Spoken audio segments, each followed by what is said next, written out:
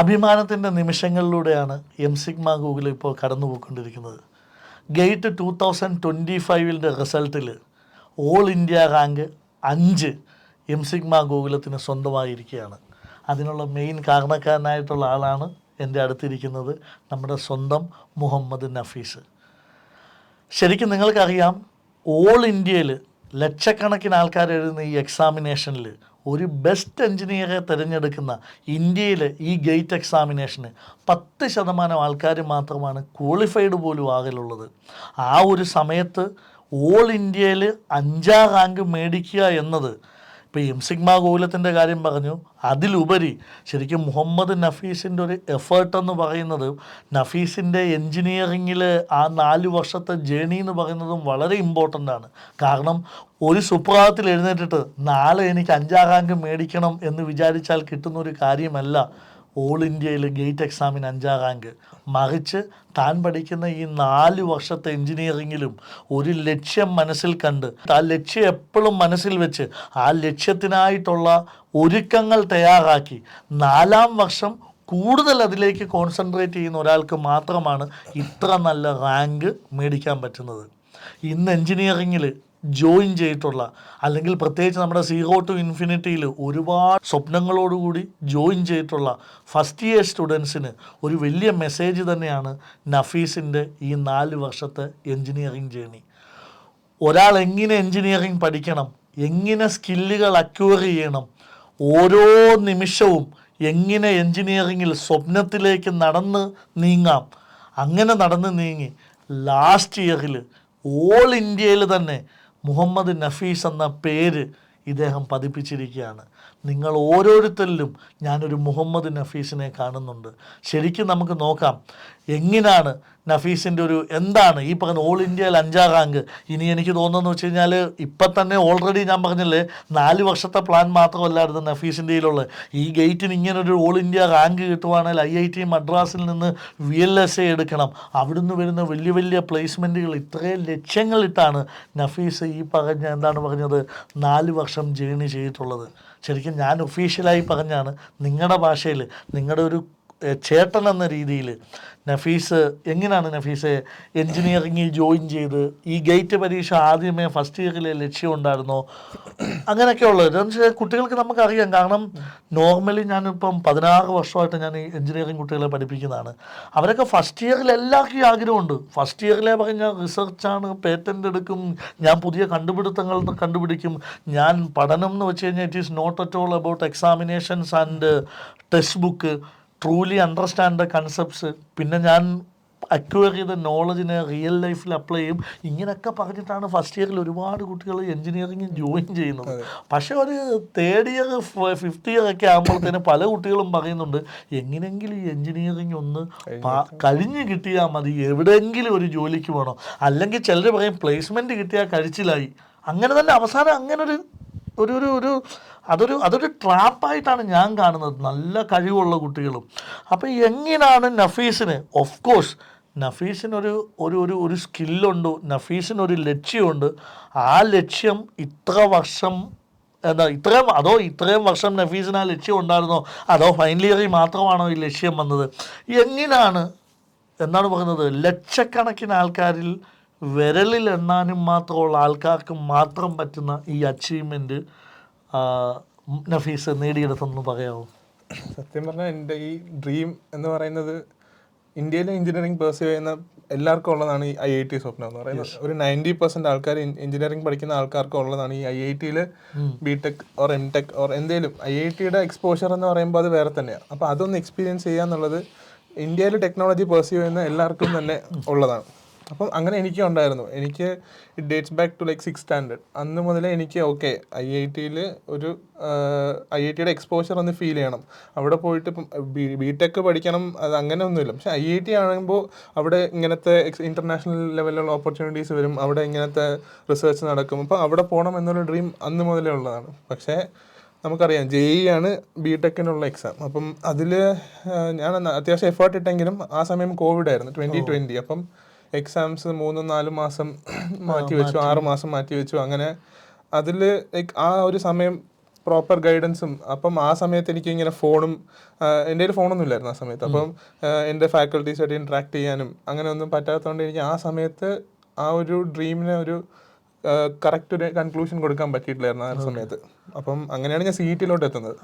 അപ്പം CET ഒരു IIT കഴിഞ്ഞാൽ NIT കഴിഞ്ഞാൽ പിന്നെ നമുക്കുള്ള ഏറ്റവും നല്ല ഓപ്ഷൻ എന്ന് പറയുമ്പോൾ CET ആണ്. അപ്പം അവിടെയും ഓപ്പർച്യൂണിറ്റീസിന് ഒരു കുറവില്ല. പക്ഷേ ഒരു നാഷണൽ ലെവൽ ഇമ്പോർട്ടൻസ് ഉള്ള കോളേജ് എന്ന് പറയുമ്പോൾ അതിൻ്റെതായ ഒരു പ്ലസ് പോയിന്റ്സ് അവിടെ കിട്ടും.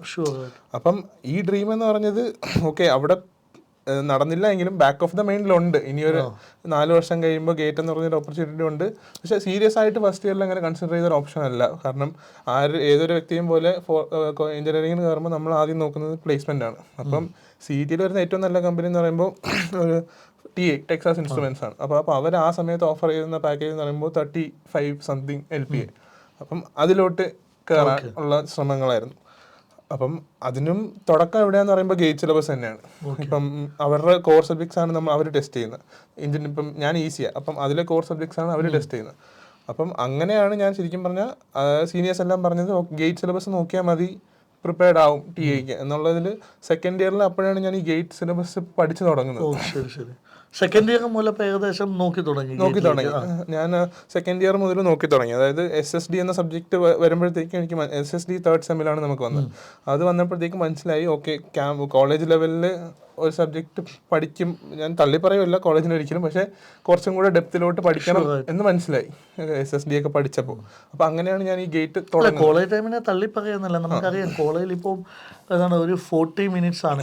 ഇപ്പം SSD എന്ന് പറയുന്ന സബ്ജക്റ്റ് ഞാൻ പറഞ്ഞില്ലേ, ഇപ്പം ഞാൻ എടുത്തിട്ടുള്ളതാണ്. എനിക്കറിയാം ആദ്യത്തെ ഒരു മിനിമം 2 മണിക്കൂർ എനിക്ക് അടുപ്പിച്ച് കിട്ടിയാൽ മാത്രമാണ് അതിലെ ബേസിക് കൺസെപ്റ്റ് പോലും കുട്ടിക്ക് പറയാൻ കൊടുക്കാൻ പറ്റുന്നത്. അപ്പോൾ കോളേജിൽ ഈ അവർ 40 minutes ചിലപ്പം പറ്റിയെന്ന് വരില്ല. അതായിരിക്കും മേ ബി കോളേജിൽ പറ്റാത്തത്. ടീച്ചർമാരെ കുറ്റമാകണമെന്നില്ല. അറ്റൻഡൻസ് എടുത്ത് വരുമ്പോഴത്തേക്കും സമയം പോകും.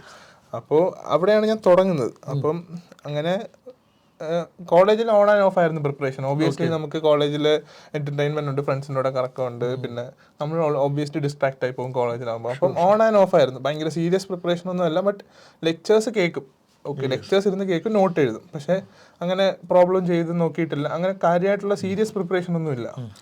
പക്ഷെ ഒരു ചെറിയ രീതിയിൽ മെല്ലെ മെല്ലെ അക്യുമുലേറ്റ് ചെയ്ത് പോകുന്നുണ്ട്. അപ്പോൾ തേർഡ് ഇയർ ആവുന്നു, തേർഡ് ഇയറിൽ ഗേറ്റ് എഴുതുന്നു. അപ്പം അതിൽ ക്വാളിഫൈഡ് ആയി ഞാൻ.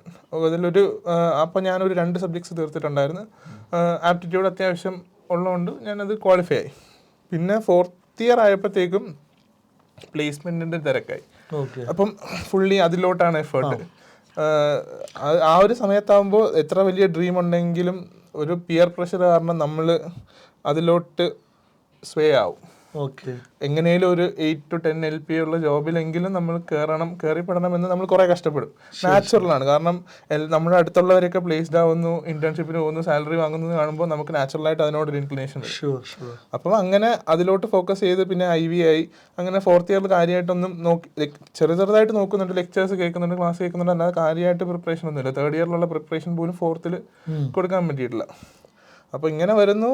എല്ലാം കഴിയുമ്പോഴത്തേക്കും പ്ലേസ്മെന്റ് വിചാരിച്ച പോലെ പോയിട്ടില്ല. അതിൻ്റെ ഒരു മെയിൻ റീസൺ എന്ന് പറയുമ്പോൾ മാർക്കറ്റ് ഭയങ്കര ഡൗൺ ആയിരുന്നു. 2024 പ്ലേസ്മെന്റ് സീസൺ എന്ന് പറയുമ്പോൾ CET തന്നെ one of the waste time ആയിരുന്നു. അധികം കമ്പനീസ് ഒന്നും വന്നില്ല, മാസ് റിക്രൂട്ടേഴ്സ് പോലും വന്നില്ല. TCS, വിപ്രോ, കോഗ്നിസന്റ് പോലുള്ള കമ്പനീസ് പോലും ആദ്യം വരുന്ന കമ്പനീസ് വന്നിട്ടില്ലായിരുന്നു. അപ്പോഴാണ് ഓക്കെ ഇനിയിപ്പം അടുത്ത ഓപ്ഷൻ എന്ന രീതിക്ക് ഇത്രയും നാൾ കുറച്ച് എഫേർട്ട് ഇട്ട് അക്യുമുലേറ്റ് ചെയ്ത് ഗേറ്റ് ആയിരുന്നു അടുത്ത ഏറ്റവും നല്ല ഓപ്ഷൻ. തുടങ്ങുമ്പോൾ തന്നെ എനിക്കൊരു 4 സബ്ജക്ട്സ് ഞാൻ കംപ്ലീറ്റ് ആയിട്ടുണ്ടായിരുന്നു. മൊത്തം 10 സബ്ജക്റ്റാണ് ഉള്ളത്. അപ്പം ബാക്കി ഒരു 6 സബ്ജക്റ്റും കൂടെ ഉള്ളൂ. അപ്പോൾ എനിക്ക് എൻ്റെ കയ്യിൽ ഒരു 8 മാസം ഉണ്ടായിരുന്നു. അപ്പം ഒരു 4 മാസം കൊണ്ട് ഞാൻ ഈ ബാക്കിയുള്ള 6 സബ്ജക്ട്സ് തീർത്തു. ബാക്കിയുള്ള 4 മാസം full practice, question paper, test papers solve ചെയ്തു. അങ്ങനെ ഇപ്പം നമ്മുടെ മെറ്റീരിയലായാലും MSigma'യുടെ മെറ്റീരിയലായാലും ഇപ്പം ഒരു നല്ല സോഴ്സാണ്. കാരണം ഇൻസ്ട്രുമെൻറ്റേഷൻ, ഇലക്ട്രിക്കൽ, അപ്ലൈഡ്, ഈസി 3 ഒരുമിച്ചാണ് വരുന്നത്. അപ്പം അത് സോൾവ് ചെയ്യാൻ അത്യാവശ്യം ടൈം വേണം. അപ്പം അതിലിപ്പം ലെക്ചേഴ്സ് കേൾക്കുന്നതിനേക്കാളും ഏറ്റവും ഇമ്പോർട്ടൻ്റ് ഇത് സോൾവ് ചെയ്യുക, അതിൻ്റെ രീതിക്ക് സോൾവ് ചെയ്യുക. ചുമ്മാ നമ്മൾ സൊല്യൂഷൻ നോക്കിയിട്ട് ചെയ്തു എന്നല്ലാതെ സോൾവ് ചെയ്യുക, സെക്കൻഡ് അറ്റംപ്റ്റ് ചെയ്യുക, കിട്ടാത്ത ക്വസ്റ്റ്യൻസ് ഒന്നുകൂടെ നോക്കുക. അപ്പോൾ അതിന് തന്നെ അത്യാവശ്യം സമയം എടുത്തു. അപ്പം അതിനാണ് ഈ ബാക്കി 4 months മിക്കതും പോയത്. അങ്ങനെ ഒരു സിസ്റ്റമാറ്റിക് ആയിട്ട്. ശരിക്കും പറഞ്ഞു കഴിഞ്ഞാൽ ഞാൻ ഇൻട്രോയിൽ പറഞ്ഞുകൊണ്ട് തന്നെ ഒരു സുപ്രഭാതത്തിലെ ഒരു എഫേർട്ടല്ല. ഫസ്റ്റ് ഇയർ മുതൽ ഒരു ലക്ഷ്യം ഉണ്ടായിരുന്നു. ആ ലക്ഷ്യത്തിന് വേണ്ടിയിട്ട് കിട്ടുന്ന സമയങ്ങളിൽ ചെറുതായിട്ട് അക്യുമുലേറ്റ് ചെയ്ത് അവസാനം എൻ്റെ റൈറ്റ് ടൈം വന്നപ്പോഴത്തേന് ഫുൾ എഫേർട്ടിൽ കാരണം തേർഡ് ഇയറിലായാലും TA ഇന്റേൺഷിപ്പിന് വരാറുണ്ട്. അപ്പോൾ അതിനായാലും നമ്മൾ ആദ്യമേ പ്രിപ്പയർഡ് ആണെങ്കിൽ മാത്രമേ അതിനെ നമുക്ക് അവിടെയും ചോദിക്കുന്നത് നെറ്റ്വർക്ക്സും അനലോഗും കൺട്രോൾ സിസ്റ്റം ഒക്കെ തന്നെയാണ് അവിടെയും ചോദിക്കുന്നത്. അല്ലാതെ ഭയങ്കര ഇപ്പം എങ്ങനെ ചിപ്പ് ഉണ്ടാക്കും എന്നുള്ളത് ചോദിക്കാൻ പോകുന്നവർ ജസ്റ്റ് RC സർക്യൂട്ടിന്റെ ബേസിക്സ് ആയിരിക്കും അവർ ചോദിക്കാൻ പോകുന്നത്. പക്ഷെ അതിന് നമുക്ക് ഇൻഡെപ്ത് ആയിട്ട് അറിയണം. ഗേറ്റ് സിലബസ് ആണ് മിനിമം ക്രൈറ്റീരിയ, അതിൽ ബിൽഡ് ചെയ്യാം. ബട്ട് എവിടെ എല്ലായിടത്തും നോക്കുവാണെങ്കിൽ തുടക്കം എന്ന് പറയുന്നത് ഗേറ്റ് സിലബസ് അറിഞ്ഞിരിക്കണം, ഗേറ്റ് പ്രോബ്ലംസ് ചെയ്യാൻ പറ്റണം എന്നുള്ളതാണ് ഒരു സ്റ്റാർട്ടിങ് പോയിന്റ്. അപ്പോൾ അങ്ങനെയാണ് ഇത് തുടങ്ങുന്നത്. പിന്നെ ഓക്കെ അത് മെറ്റീരിയലൈസ് ആയി എല്ലാവരുടെ സപ്പോർട്ടും. ഓക്കെ, സാധാരണ എൻജിനീയറിംഗ് പഠിക്കുന്ന കുട്ടികൾക്കൊരു തോന്നലുണ്ട് യൂണിവേഴ്സിറ്റി എക്സാമിനേഷൻ എന്തോ ഒരു സാധനമാണ്, ഗേറ്റ് എക്സാം എന്ന് പറയുന്നത് വേറെന്തോ ആണ്. അതുകൊണ്ട് തന്നെ പല കുട്ടികളും പറയലുണ്ട് ഈ എൻജിനീയറിംഗ് ഒന്ന് കഴിഞ്ഞിട്ട് വേണം ഇനിയൊന്ന് ഗേറ്റ് കോച്ചിങ്ങിനായിട്ട് പ്രിപ്പയർ ചെയ്യാമെന്ന്. പക്ഷെ ആക്ച്വലി കുട്ടികൾക്കൊരു അതൊരു തെറ്റായിട്ടുള്ളൊരു കാരണമാണ്.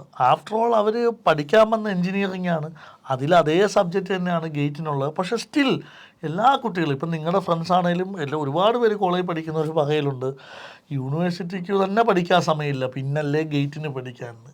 അപ്പോൾ ഇത് രണ്ടും ഒന്നാണ്. അല്ലെങ്കിൽ നഫീസ് പഠിച്ചു കഴിഞ്ഞിപ്പം ലാസ്റ്റ് ഫെബ്രുവരിയിലാണ് നല്ലപോലെ പഠിച്ച് എക്സാമിനേഷൻ എഴുതി, മാർച്ചിൽ ഓൾ ഇന്ത്യയിൽ ഇത്രയും റിസൾട്ട് വന്ന് നഫീസ് 4 കൊല്ലം എൻജിനീയറിംഗ് പഠിച്ചു, ലാസ്റ്റ് ഒരു 8 മാസം ഗേറ്റിലേക്ക് കോൺസെൻട്രേറ്റ് ചെയ്ത് പഠിച്ചു.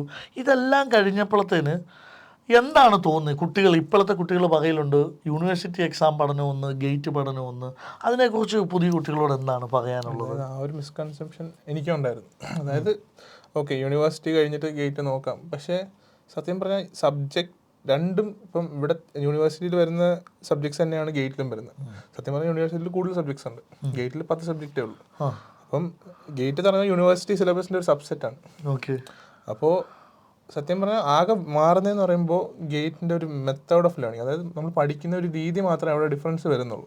ഇപ്പം യൂണിവേഴ്സിറ്റി കഴിഞ്ഞിട്ട് ഗേറ്റ് നോക്കാമെന്ന് പറയുമ്പോൾ ബേസിക്കലി ഒരു പ്രാവശ്യം പഠിച്ച് പിന്നെ ഒന്നുകൂടെ വേറെ രീതിക്ക് പഠിക്കുന്നു. അതിന് പകരം യൂണിവേഴ്സിറ്റിക്ക് പഠിക്കുമ്പോൾ തന്നെ കാരണം ഞാൻ അത് ഫുള്ളി ആ തെറ്റ് ചെയ്തിട്ടില്ലെങ്കിലും പാർഷ്യലി ആ തെറ്റ് ചെയ്തിട്ടുണ്ട്. അതായത് ഓൺ ആൻഡ് ഓഫ് ആയിരുന്നു എൻ്റെ പ്രിപ്പറേഷൻ.